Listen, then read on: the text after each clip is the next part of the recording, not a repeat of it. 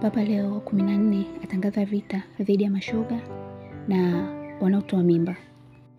Papa Leo wa 14 ametangaza kwamba ndoa ni muunganiko kati ya mwanaume na mwanamke na sio mwanaume na mwanaume au mwanamke na mwanamke.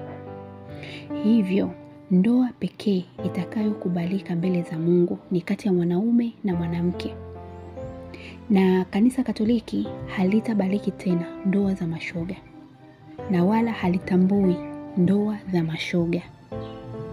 Na pia Papa alisema kutoa mimba ni kitendo cha kishetani na hakikubaliki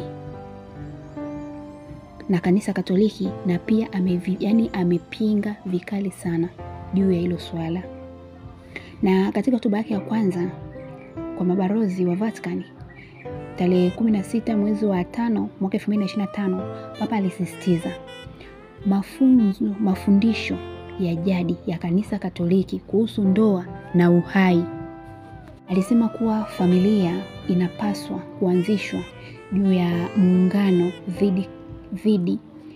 thabiti dhidi ya mwanaume na mwanamke, na akathibitisha hadhi ya asili ya watoto ambao bado hawajazaliwa pamoja na wazee. Na pia alisisitiza misimamo ya kanisa dhidi ya utoaji mimba na uuaji, akivitaja kama ni utamaduni wa kutupa wa kisasa. Yaani vile unavyotoa mimba, yaani kama vile umemtupa mtoto, na vile unavyokiua kile kijusi ni pia vile umekitupa kitoto. Yaani hata hivyo alisisitiza kuwa watu wa LGBTQ+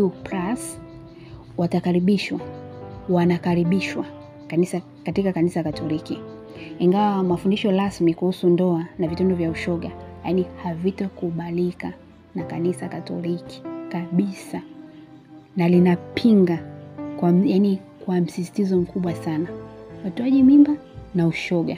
Kanisa Katoliki havivihitaji. Asante kwa kunisikiliza. Karibu Cossy Media. Usisahau kusubscribe, kulike na kucomment, share. Bye.